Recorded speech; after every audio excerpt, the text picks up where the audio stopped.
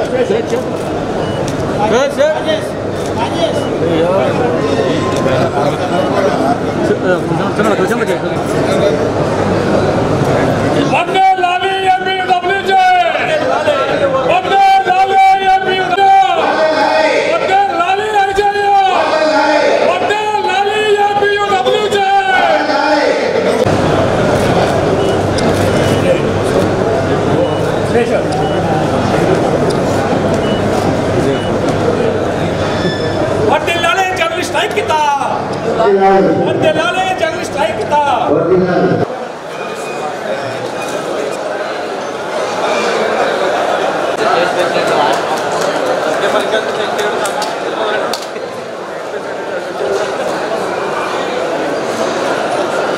Good.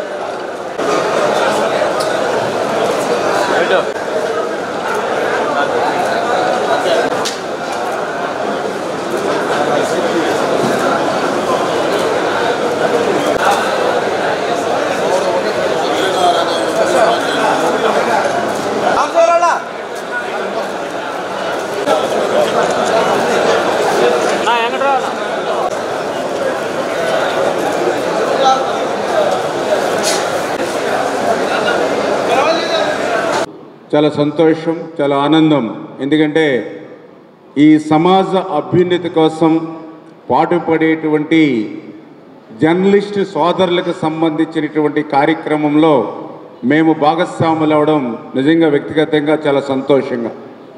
ఎందుకంటే journalism లేనిటువంటి ప్రజాస్వామ్యాన్ని మనం ఎవ్వరూ కూడా ఊహించలేమనే విషయాన్ని, ఈరోజు ప్రజాస్వామ్యాన్ని కాపాడుకోవాలనుకున్నా, రాజ్యాంగాన్ని రక్షించుకోవాలనుకున్నా, సామాజిక చైతన్యాన్ని ప్రజల్లో కల్పించాలన్నా కూడా మీడియా యొక్క పాత్ర అత్యంత ప్రధానమైన విషయాన్ని మనందరం కూడా గుర్తుపెట్టుకునే విషయం. అందుకే ఈరోజు మన భారతదేశంలో ఒక కార్యనిర్వహణ శాఖ, ఒక శాసన నిర్వహణ శాఖ, ఒక న్యాయ శాఖ ఏ రకంగా ఉంటుందో ఆ రకంగా ఈరోజు ఈ దేశంలో ఈ ప్రజాస్వామ్యంలో ఫోర్త్ ఎస్టేట్గా మీడియాని కూడా ఆ రకంగానే మనం పిలిచేటువంటి పరిస్థితి ఇదే ఒక కారణం అనే విషయాన్ని కూడా సందర్భంగా తెలియజేసుకుంటూ, అందులో కూడా పర్టికులర్గా ఈవేళ ఈ ప్రభుత్వాలు చేసేటువంటి అభివృద్ధి సంక్షేమ కార్యక్రమాలు ప్రజల్లోకి తీసుకెళ్లడంలో కానీ, అదేవిధంగా ప్రజల్లో ఉండేటువంటి సమస్యలు ఏవైతే ఉన్నాయో, కష్టాలు ఏవైతే ఉన్నాయో, ఇబ్బందులు ఏవైతే ఉన్నాయో అవన్నీ కూడా ప్రభుత్వం దృష్టికి తీసుకెళ్లేటువంటి విధానంలో, అంటే అటు ప్రభుత్వానికి ఇటు ప్రజలకి కూడా మధ్య వారధిగా ఈరోజు మీడియా ఉన్నటువంటి పరిస్థితిని కూడా ఈ సందర్భంగా మరి తెలియజేసుకుంటూ, అందులో కూడా ఈరోజు మనం చూస్తూ ఉన్న సమాజంలో అనేకమైనటువంటి సామాజిక రుగ్మతలు ఉన్నాయి. అటువంటి సామాజిక రుగ్మతలను ప్రారదోలడానికి మీడియా చేస్తున్నటువంటి పాత్రను కూడా మనందరం కూడా ప్రతిరోజు కూడా చూస్తూ ఉన్నాం. జర్నలిస్టులకి గౌరవాన్ని, వారి వృత్తిని గౌరవించే విధంగా మా ప్రభుత్వం ముందుకెళ్తామని. ఇంతకుముందు చీకటి జీవాలు ఇచ్చినప్పుడు కూడా మీ వెనక మేమందరం కూడా మీతో పాటు మీ పోరాటానికి అండగా ఉన్నాం. ఈ ప్రధాన సమస్యల్లో అక్రిడిటేషన్ ఈ సమస్య. అక్రిడిటేషన్స్ని గత ప్రభుత్వంలో తగ్గించారు. వీటి మీద ముఖ్యమంత్రి గారు సానుకూలంగా స్పందించి ఐఎన్పిఆర్ మినిస్టర్ గారు ఈ సమస్యను క్యాబినెట్లో తీసుకొచ్చినప్పుడు గ్రూప్ ఆఫ్ మినిస్టర్స్ని ఏర్పాటు చేసి వీలైనంత ఎక్కువ మందికి ప్రొఫెషన్లో ఉన్నటువంటి వాళ్ళకి అవకాశాలు కల్పిస్తూ ఎవ్వరికి కూడా అసౌకర్యాన్ని కలిగించకుండా ఒక మంచి నిర్ణయం తీసుకోమని చెప్పేసి ఒక 4 మంత్రులతో జర్నలిస్టుల అక్రిడిటేషన్ మీద ఒక కమిటీ కూడా వేసింది మా ప్రభుత్వం అని చెప్పేసి మీకు గౌరవంగా నేను తెలియజేస్తాను. రెండోది మీ హెల్త్ ఇన్సూరెన్స్ కార్డ్స్, వీటి విషయంలో కూడాను ఇంతకుముందు 19కి ముందు ఉన్నటువంటి ఇన్సూరెన్స్ పాలసీని తిరిగి పునరుద్ధరించే విషయం కూడా ప్రభుత్వ పరిశీలనలో ఉందని చెప్పి నేను తెలియజేస్తున్నాను. ఈ పోగా కామన్గా ఉన్నటువంటి హౌస్ సైడ్ ఇష్యూలో ముందు మాట్లాడే పెద్దలందరూ కూడా చెప్పడం జరిగింది. కాకుండా నేను మీకు అందరికీ కూడా ఒకటే తెలుస్తాను, మా శాసనసభ్యులందరూ కూడా ఒక నిబద్ధతతో కట్టుబడి ఉన్నారు. మీకు మండల కేంద్రాల్లో మీరు కోరిన ప్రాంతాల్లో హౌస్ సైట్స్ ఇచ్చేందుకు మీరు మా శాసనసభ్యులతోటి కోఆర్డినేషన్ చేసుకోండి. ప్రకాశం జిల్లాలో అందరూ కూడా చాలా సానుకూలంగా ముందుకు వస్తున్నారు. ఇది ఇంటర్నల్గా కూడా మేము చర్చించడం జరిగింది. మీరు కాకుంటే మీలో మీకు శత్రువులు ఉన్నారు, అది మీరు ఒక ఏకతాటి మీదగా రాగలిగితే, ఎందుకంటే వీళ్ళు ఇంతకుముందు 2 సార్లు తీసుకొని అమ్ముకున్నట్టు ఇతనికి వద్దండి, ఇతనికి ఇక్కడ కాదండి, ఇంకో ప్లాట్ తీసుకున్నాడు అనేటువంటి సమస్య లేకుండా ఆ మండలంలో ఉన్నటువంటి వాళ్ళు ఒక ఏకతాటి మీద ఒక వేస్తే తప్పనిసరిగా మా శాసనసభ్యులు మీకు సహకరించి హౌస్ సైట్స్ కేటాయించే దానిలో ముందుకు వస్తారు. ఎందుకంటే యుద్ధాల సమయంలో కానీ ఇందాక సాంబశివరావు గారు చెప్పినట్టు స్వతంత్ర పోరాటంలో పాత్రలు కానీ విపత్తుల్లో ఏ విధమైన పాత్ర ఉంటుంది. ఎంతమంది జర్నలిస్టులు అంటే ఏదో ఫోటో తీసి పేపర్లో రాయటం కాదు, ప్రాణాలు సైతం లెక్క చేయకుండా యుద్ధాల టైంలో కానీ లేకపోతే విపత్తుల టైంలో కానీ వాళ్ళ పాత్ర ప్రశంసనీయం అనమాట. ఎప్పుడు కూడా మర్చిపోలేనిది. ముఖ్యంగా కొన్ని విషయాలు ఇందాక మన సుబ్బారావు గారు రాకముందు కొన్ని విషయాలు చెప్పారు. ఏంటంటే మనం ఏంటి సమస్యలు, మనం ఏం చేయాలి, ఏం అడుగుతామంటే గతంలో చాలామందికి ఐడెంటిఫికేషన్ ఉండేది 21,000 మంది ఉండేవారు. ఆ సంఖ్య 9,000 మందికి పడిపోయింది. దాన్ని ఒకసారి మళ్ళీ రివ్యూ చేసి అందరికి కూడా గుర్తింపు కార్డులు ఇవ్వాలని చెప్పారు. దాని మీద మన పార్థసారథి గారు మా జిల్లా ఇన్ఛార్జి మంత్రి కనుక తప్పకుండా వాటి మీద ప్రత్యేకమైన దృష్టి పెట్టి గతంలో చురుకైన పాత్రలో ఉండి జర్నలిజంలో ఉన్న ఎవరైతే ఉన్నారో వాళ్ళందరినీ తొలగించబడ్డారో వాళ్ళందరం కూడా రాబోయే రోజుల్లో ఖచ్చితంగా అవసరమైతే మేము కూడా ఇంటర్ఫీర్ అయ్యి ఎవరైతే ఏం సమస్య ఉన్నా సరే అది కూడా తప్పకుండా చేస్తామని చెప్పి కూడా మీ అందరికీ తెలియజేస్తూ ఉన్నాము. గతంలో చంద్రబాబు నాయుడు గారు ఉన్నప్పుడు హౌసింగ్ ప్రోగ్రామ్ ఇచ్చి జీవో ఇచ్చిన తర్వాత మనం ప్రభుత్వం అధికారం కోల్పోయిన తర్వాత దాన్ని జర్నలిస్టుకు దూరం అయిపోయింది. ఖచ్చితంగా మండల హెడ్ క్వార్టర్స్లో కానీ కాన్స్టిట్యున్సీలో కానీ ఎక్కడైతే జర్నలిస్టులు ఉన్నారో వాళ్ళందరికీ ఇల్లు కట్టించే సదుపాయం గతంలో మన ప్రభుత్వం ఇచ్చింది. దాన్ని మళ్ళీ తీసుకురావాలని చెప్పారు. వాటి మీద కూడా ప్రత్యేకమైన దృష్టి పెట్టి మన పార్థసారథి గారికి చెప్పి తప్పకుండా చేస్తాము. గతంలో మేము ఉన్నప్పుడైతే మాటూరులో కానీ అద్దంకిలో కానీ మంచి ఇళ్ల స్థలాలు అయితే ఆ రోజు నాకు చేతైనంత నా టైంలో నాకు అవకాశం ఉన్నంత వరకు చేశాము. ఇప్పుడు కూడా మా కాన్స్టిట్యున్సీలో మండలాల్లో కానీ హెడ్ క్వార్టర్స్లో కానీ చాలామంది జర్నలిస్టులు ఇళ్ల స్థలాలు అడుగుతున్నారు. మొన్న మధ్య అద్దంకిలో కూడా ఇచ్చాము, గతంలో మాటూరులో ఇచ్చాము. కొన్ని చోట్ల హౌస్ సైడ్స్ లేని చాట ఇంకెక్కడ ఇవ్వమని అడుగుతూ ఉన్నారు. వాటి మీద ప్రత్యేకమైన దృష్టి పెట్టి తప్పకుండా ఇస్తామని చెప్పి కూడా సభాముఖంగా మీ అందరికీ తెలియజేస్తూ ఉన్నాము. ఇంకోటి ముఖ్యమైనది ఏంటంటే జర్నలిస్టులు వృత్తిపరంగా గ్రామాల నుంచి కానీ ఎక్కడికైనా వెళ్ళేసి వచ్చేటప్పుడు ఏదైనా యాక్సిడెంట్లు అయినా లేకపోతే ఏదైనా యాక్సిడెంట్ అయి దెబ్బలు తగిలినా చనిపోయినా చాలా ఇబ్బందికరమైన పరిస్థితి వాళ్ళ కుటుంబాలు ఎదుర్కొంటాయని చెప్పి పలుసార్లు దృష్టి పెట్టారు. గతంలో ఇన్సూరెన్స్ ఉండేది, ఆ ఇన్సూరెన్స్ ఇప్పుడు దాన్ని తొలగించడం జరిగింది. మళ్ళీ ప్రభుత్వం ఇన్సూరెన్స్ కనుక పాలసీ తీసుకొని వస్తే కనుక తప్పకుండా బాగుంటుందని చెప్పారు. ప్రభుత్వం విధానం తీసుకొచ్చే లోపల ఏదైనా ఇబ్బంది ఉంటే కనుక మేమందరం ఎవరి కాన్స్టిట్యున్సీలో వాళ్ళు అవసరం ఉంటే మీరు కొంత భాగస్వామ్యం మేము కొంత భాగస్వామ్యంతో తప్పకుండా లోకల్గా ఉన్న జర్నలిస్టులు అందరికీ మేమే ఇన్సూరెన్స్ చేపిస్తామని చెప్పి కూడా సభాముఖంగా మీ అందరికీ తెలియజేసుకుంటూ, ముఖ్యంగా ఇందాక శ్రీనివాసరెడ్డి గారు ఒక మాట చెప్పారు. మీరు సంవత్సరం కాలంలో ఏవైతే కార్యక్రమాలు చేశారో వాటన్నిటికీ ప్రజల్లోకి తీసుకెళ్తున్నారు. మంచి కార్యక్రమాలు చేశారు, బాగానే ఉన్నాయి. మా జర్నలిస్టులకి సంబంధించిన ఏదైతే ఉన్నాయో ఆ రోజు మేనిఫెస్టోలో చెప్పారో వాటిని మేము దృష్టి పెట్టమని చెప్పడం జరిగింది. తప్పకుండా ఈ ప్రభుత్వం ముఖ్యమంత్రి నారా చంద్రబాబు నాయుడు గారు కూడా మీరు కూడా కలిశారు, విషయాన్ని అన్నీ కూడా మీరు కూడా మాట్లాడారు. తప్పకుండా ఈ ప్రభుత్వం కట్టుబడి ఉంటుందని చెప్పి కూడా మీ అందరూ తెలియజేసుకుంటూ, ఏ సమస్య వచ్చినా సరే జర్నలిస్టుకు సంబంధించిన సమస్య, ఎందుకంటే ఇది చాలా పెద్ద యూనియను, దీంట్లో చాలామంది అనుభవం ఉన్న నాయకులు కొన్ని సంవత్సరాల నుంచి పనిచేసే శ్రీనివాసరెడ్డి లాంటి నాయకులు అందరూ కూడా ఉన్నారు. తప్పకుండా ఏ సమస్య ఉన్నా సరే అది మా సమస్యగా భావించి తప్పకుండా జర్నలిస్టులకు ఎప్పుడు కూడా ఈ ప్రభుత్వం వ్యక్తిగతంగా మేము కానీ అదే కానీ చంద్రబాబు నాయుడు గారి ప్రభుత్వం, తెలుగుదేశం ప్రభుత్వం, కూటమి ప్రభుత్వం ఎప్పుడు కూడా అండగా ఉంటుందని చెప్పి కూడా మరొకసారి తెలియజేసుకుంటూ సెలవు తీసుకుంటాం. ఆర్టిఫిషియల్ ఇంటెలిజెన్స్ అనేది ఇంకా కాంపిటీషన్లో రాబోతుంది. మనం చూసాం వాట్సాప్ మెసేజెస్ అనేది ఎప్పుడు చూడలేదు. తర్వాత అవి ఎక్కువైనాయి. అది కాకుండా చైనా సంస్థలు కూడా డీప్సీ అనేది ఇంకా సిమ్ కార్డు కూడా అవసరం లేదు. నేరుగా ఏంటంటే ఫోన్లోకే దాన్ని డౌన్లోడ్ చేసుకొని నీ ఇష్టం వచ్చినట్టు దాన్ని వాడుకోవచ్చున్నప్పుడు. రాబోయే రోజుల్లో ఇటువంటి ఇంకా ఎక్కువ కూడా రెవల్యూషన్ మెథడ్స్ రాబోతున్నాయి. అయినా ఉపాధి అనేది ముఖ్యం. ఎప్పటికైనా కూడా ప్రింట్ మీడియా అనేది ప్రింట్ మీడియా. ఆ ప్రింట్ మీడియా అనేది చూడాలని కోరుకునే వాళ్ళల్లో నేను కూడా రోజు 7-8 పేపర్లు కూడా చదువుతూ ఉంటా ఇప్పటికి కూడా. ఎందుకంటే ఆ ప్రింట్ మీడియా అనేది చచ్చిపోకూడదు. ఆ ప్రింట్ మీడియా అనేది కూడా ఇంకా కూడా అంటే ఇప్పుడు బ్రిటిష్ కాలంలో కూడా ఎప్పటి నుంచి ప్రారంభించినప్పుడు ఆ ప్రింట్ మీడియాలో ఉన్న ఆనందం అనేది డిఫరెంట్. అది ఆ పేపర్ చదువుతూ ఒక అరగంట అయినా గంట అయినా కూడా ఎప్పుడు ఆ ఇన్వాల్వ్మెంట్ వస్తుంటుంది. Perception is same. మామూలుగా మన ఎలక్ట్రానిక్ మీడియాలో చూస్తుంటే వార్తలు చూస్తుంటే ఇమ్మీడియట్గా స్విచ్ ఓవర్ అయిపోతావు వేరే ఛానల్కి. బట్ ప్రింట్ మీడియాలో అటువంటి ఫీల్ కాకుండా దాన్నే చదువుకునేదానికి వీలవుతుంది. మీరందరూ కూడా దాదాపు 11,000 మంది సభ్యులు ఈ ఆంధ్రప్రదేశ్ యూనియన్ ఆఫ్ వర్కింగ్ జర్నలిస్ట్లో affiliated to IJU Indian journalist యూనియన్తో కూడా మీరు అఫిలియేషన్ కూడా చేసుకుంటూ వెళ్ళటం అనేది ఒక సంతోషంగా భావిస్తూ, మీకున్న ఇబ్బందులు చాలా ఉన్నాయి. అందుకే చెప్తుంటా, మా కుటుంబ శ్రేయాభిలాషి మా ప్రియమిత్రులు కొల్లి అంగబాబు గారు అయితే ఆయన పడిన బాధలు అనేది గడిచిన ప్రభుత్వంలో కూడా చూసాం. ఇప్పుడు ఎప్పుడైనా కూడా ప్రభుత్వం తరఫునైనా ఇబ్బందులు అనేది ఒక న్యూస్ పేపర్లోనో ఒక సోషల్ మీడియా అంటే నియంత్రణ లేదు కాబట్టి వచ్చిన వార్తల పైన ఏ విధంగా ప్రభుత్వం వారైనా స్పందించడం, అదేవిధంగా పోలీస్ డిపార్ట్మెంట్ స్పందించడం కూడా చూస్తున్నాం. జర్నలిస్టులకి అన్ని రకాలుగా కూడా ఏర్పాట్లు అనేది చేసిందంటే అది తెలుగుదేశం పార్టీ.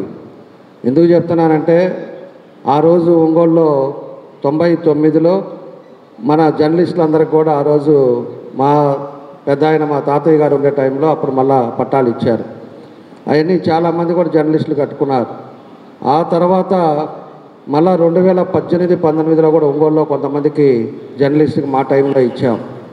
ఇప్పుడు మళ్ళా ఒక 300 మంది ఉన్నారని చెప్పేసి మన సుబ్బారావు గారు వీళ్ళందరూ కూడా చెప్పిన తర్వాత అందరూ కూడా జర్నలిస్ట్ కాలనీ ఏర్పాటు చేస్తాము, మీరు లిస్టు పంపించండి అని చెప్పి నేను ఎప్పుడో చెప్పాను. తప్పకుండా దానికి కట్టుబడి ఉన్నాం. అందరికి కూడా జర్నలిస్ట్ కాలనీగా అన్ని ఏర్పాట్లతోటి మీకు అన్నీ కూడా పట్టాలు ఇవ్వాలనేదే మా ఉద్దేశం. ఎందుకంటే ప్రజల కోసం మేము ఏ విధంగా కష్టపడుతున్నామో అదేవిధంగా ప్రజలకి ఏ విధంగా మనం చేయాలి, ఎక్కడ ఇబ్బందులు జరుగుతుందో ఎక్కడ పొరపాట్లు జరుగుతుందో దాన్ని మనం ప్రజలకు తెలియపరచాల్సిన బాధ్యత అంతా కూడా మీ మీద ఉందని చెప్పేసి కూడా మేము తెలియజేస్తున్నాం. ఈరోజు ఎలాగైపోయింది అంటే కొన్ని పత్రికలు ఇవన్నీ కూడా వ్యక్తిగతంగా అయిపోతున్నాయి. ఏంటంటే నచ్చకపోతే ఏదో ఒకటి రాయటం, ఇదివరకు లేదు. ఇదివరకు పెద్దవాళ్ళు ఇందాక మన శ్రీనివాసరెడ్డి గారు లాంటి వాళ్ళంతా పెద్దవాళ్ళంతా ఉన్నారు, జర్నలిస్టులుగా ఉన్నారు. ఎప్పుడు కూడా ఒక పద్ధతి దాని మీద వెళ్ళే పరిస్థితులు ఉండే ఈరోజు వ్యవస్థ కూడా దారి తప్పే పరిస్థితులు వస్తున్నాయి కొంతమంది వ్యక్తుల ద్వారా. ఇవన్నీ కూడా మంచి సంస్కృతి కాదు. ఎప్పుడు కూడా ఏది తప్పు జరిగినా కూడా ప్రజలకు తెలియపరచాల్సిన బాధ్యతలు కూడా మీ మీద ఉన్నాయి. దాన్ని నిరూపిస్తా రాశారు అంటే ప్రజలు కూడా మిమ్మల్ని హర్షించే పరిస్థితులకు వెళ్తారు. సరే ఏదో మనం వేగ్గా రాసామంటే 2 సార్లు చూస్తారు, దాని తర్వాత కూడా చూసే పరిస్థితులు ఉండవు, మన విలువలే తగ్గుతాయి. కాబట్టి మీరు కూడా మేమేం చేయాలన్నా కూడా తప్పకుండా మీ వెంబడే ఉన్నాం. ఈరోజు అన్ని జిల్లాల నుంచి వచ్చారు, మా జిల్లా నుంచి వచ్చే దగ్గరికి మా వాళ్ళందరూ కూడా శాసనసభ్యులు ఉన్నాం. మీకు ఏ నియోజకవర్గంలో మీకు ఏం చేయాలనేది కూడా మేమందరం కూడా ఒక యూనిటీగా ఉంటాం. తప్పకుండా కూడా మీకు మా పూర్తి సహకారాలు ఎప్పుడు ఉంటాయి. దాన్ని చేయడానికి మేము ముందుకు వెళ్తామని చెప్పి కూడా మీకు ఈ సందర్భంగా మరోసారి మీకు తెలియజేస్తూ ఉన్నాం. దాంతోపాటు హెల్త్ కార్డ్స్ కూడా పోయినసారి మన దగ్గర ఒక ఈనాడు కెమెరామ్యాన్ యాక్సిడెంట్లో చనిపోవడం కూడా జరిగింది. అలాంటి వాళ్ళకంతా కూడా ఇన్సూరెన్స్ చేసుకోవటం, అదేవిధంగా ఎవరైతే మన జర్నలిస్టులు కానీ కెమెరామ్యాన్లు కానీ ఎవరైతే ఉన్నారో వాళ్ళంతా పేదవాళ్ళు ఉన్నారో వాళ్ళ పిల్లల చదువులు కానీ లేకపోతే వాళ్ళకి ఏదైతే ఈరోజు ప్రభుత్వం కూడా వాళ్ళకి ఐడి కార్డ్స్ అన్నీ కూడా ఇచ్చారు. ఏదైతే మనం చేయాల్సినవి ఉంటే మా దృష్టికి తీసుకొస్తే తప్పకుండా కూడా మా పూర్తి సహకారంతో మేము ముందుకు తీసుకెళ్తామని చెప్పి కూడా మీకు ఈ సందర్భంగా మేము తెలియజేస్తూ ఈరోజు మమ్మల్ని అందరినీ కూడా పిలిచి ఎంతో బ్రహ్మాండంగా ఈరోజు ఈ కార్యక్రమం మన జిల్లాలో పెట్టుకోవటం చాలా సంతోషం. మమ్మల్ని అందరినీ కూడా పిలిచి మిమ్మల్ని అందరినీ కూడా కలుసుకునే విధంగా ఈరోజు ఈ కార్యక్రమం చేసినందుకు ముందు మన సుబ్బారావు గారికి కానీ ఇదే విధంగా అధ్యక్షులు రమణ గారికి కానీ వీళ్ళంతా కొంతమంది ఎవరైతే పెద్దలు ఉన్నారో వాళ్ళందరికీ కూడా నా అభినందనలు తెలియజేస్తూ సెలవు తీసుకుంటాను. Thank you. సుమారుగా 40 సంవత్సరాలు అనుబంధం. ఆయన ఈరోజు మళ్ళీ రాష్ట్ర అధ్యక్షుడిగా ఎన్నుకోవటం చాలా సంతోషం. ఈరోజు ప్రజాస్వామ్య మనుగడని మీడియా పాత్ర ఎంతో ముఖ్యం. అయితే ఈ సోషల్ మీడియా వచ్చిన తర్వాత రమారమి దాని విపరీత ధోరణి పెరగడం చాలా బాధాకరం. ఏది ఏమైనా దీనిపైన సోషల్ మీడియాలో ఈ ఫాల్స్ న్యూస్ని దాన్ని అరికట్టాలి. అలాగే పెద్దలందరూ జర్నలిస్ట్ సమస్యలపై పలు విషయాలు చెప్పారు. ఇక్కడికి విచ్చేసిన మా గౌరవ మంత్రివర్యులు కానీ శాసనసభ్యులు ఈ సమస్యల పట్ల గౌరవ మా ముఖ్యమంత్రి గారికి ఇది కూడా వివరిస్తాం. తప్పకుండా మీడియా అనేది మంచిని చూపించాలి. అలాగే రాజకీయ నాయకులు మేమేదో ఇక్కడ ఆనందంగా ఉన్నామని అనుకోవటం కూడా పొరపాటే. కూడా మా జీవితాలు పొదును పెట్టి ప్రజా సమస్యలపైన ప్రజల అభివృద్ధిపైన నిరంతరం పోరాడుతున్నాం. దయచేసి మేము 100 పనుల్లో మాకు అయ్యే 40 పనుల్ని చాలా ప్రాపర్గా మీరు ఆ మంచిని జనాల్లో తీసుకెళ్తే అది మేము చాలా మేలు చేసిన అవుతాం. కానీ కొన్ని మీడియా ఛానళ్ళు ఈరోజు కొత్తగా వచ్చి యూట్యూబ్ ఛానల్స్ కానీ అన్ని నెగిటివ్ పబ్లిసిటీలు కూడా చేయడం కూడా మంచిది కాదు.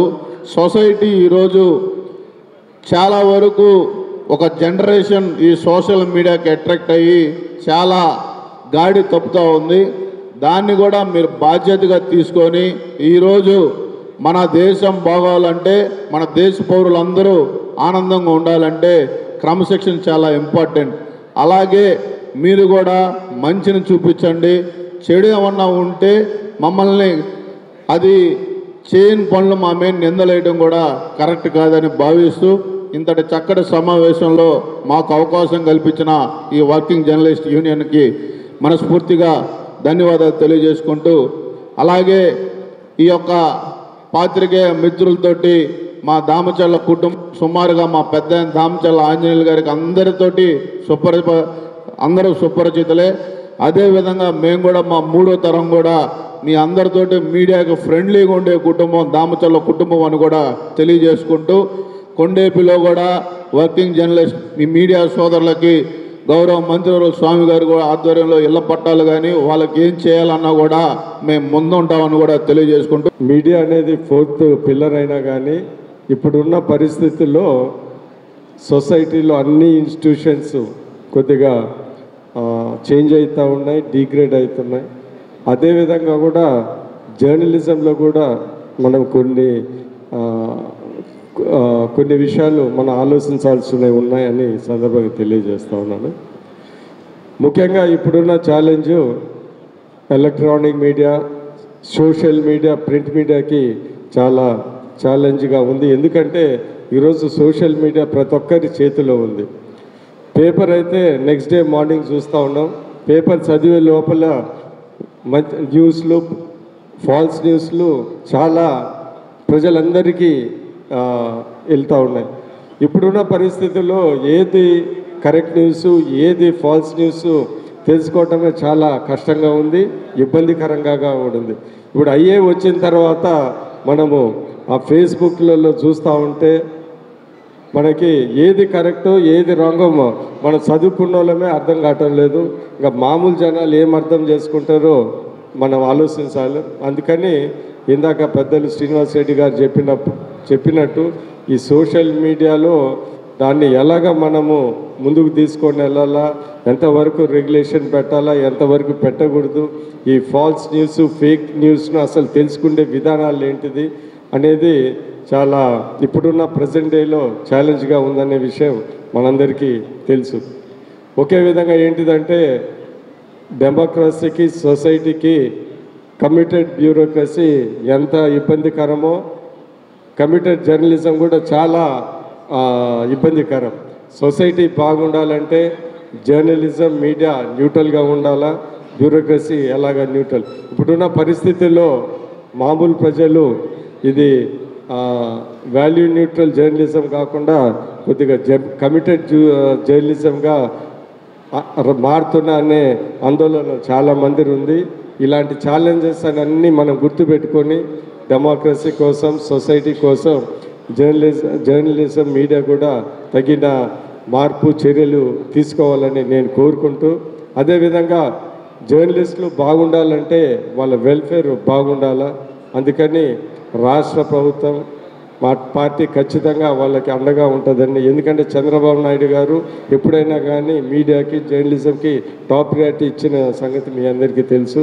సో ఇందాక చెప్పిన విధంగానే housing, accreditation to all eligible journalist, ఇంకా ఇతర వెల్ఫేర్ మెజర్స్ కూడా ఖచ్చితంగా తీసుకోవాలని మా కాన్స్టిట్యున్సీలో అంటే సంతనూతలపడి వరకు నాకు చేతనంత వరకు మా జర్నలిస్ట్ మిత్రులందరికీ నా వంతు సహాయము సపోర్టు ఖచ్చితంగా ఉంటుందని సందర్భంగా తెలియజేస్తూ ఈ మధ్య కాలంలో ఎప్పుడైనా కానీ ఆరోగ్యమే మహాభాగ్యం అంటారు, కానీ ఆరోగ్యాన్ని నమ్మకంగా కాపాడే స్థానం ఎక్కడ? ఇది ఒంగోలులో మీకు దగ్గరగా మన Venkataramana nursing home private limited. Caring your life 54 ఏళ్ల విశ్వాసంతో ఇది ఒక హాస్పిటల్ కాదు, ఇది ఒక విశ్వాసం. 3 తరాలుగా వేలాది కుటుంబాలను ఆరోగ్యంగా నిలిపిన ఆదరణ. మా నిపుణుల వైద్య బృందం మా దగ్గర అనుభవం కలిగిన బృందంలో అందించే సేవలు neuro surgery, general medicine, diabetes, pulmonologist, general surgery, ophthalmology, urology, orthopaedic, ENT, paediatrics, dental surgery, anaesthesiology, gynaecology, cardiology, emergency మరియు క్రిటికల్ కేర్. ఒంగోలులో ఆరోగ్యానికి ఒక కొత్త శకం ప్రారంభమవుతుంది. వెంకటరమణ ఐ హాస్పిటల్ ప్రారంభించబడింది. కంటి ఆరోగ్యానికి ప్రత్యేక పరిష్కారంగా ప్రభుత్వ ఉద్యోగులు, రిటైర్డ్ ఉద్యోగులు మరియు వారి కుటుంబ సభ్యుల కోసం ఈహెచ్ఎస్ ద్వారా వైద్యం. క్యాష్లెస్ సేవలు మెడియాసిస్, Star, GHPL, Aditya Birla, Bajaj Allianz మరియు ఇతర ప్రముఖ హెల్త్ స్కీమ్లు అందుబాటులో ఉన్నాయి. ఆరోగ్యశ్రీ, డాక్టర్ ఎన్టీఆర్ వైద్య సేవా నిధి అందుబాటులో ఉన్నాయి. చిరునామా ఆర్టీసీ బస్టాండ్ ఎదురుగా, Kurnool road, Ongole. Phone number 08592282623, cell number 9100679099, eye hospital number 9866484770, website www.venkatramananursinghome.com, Facebook www.facebook.com/pkrnh.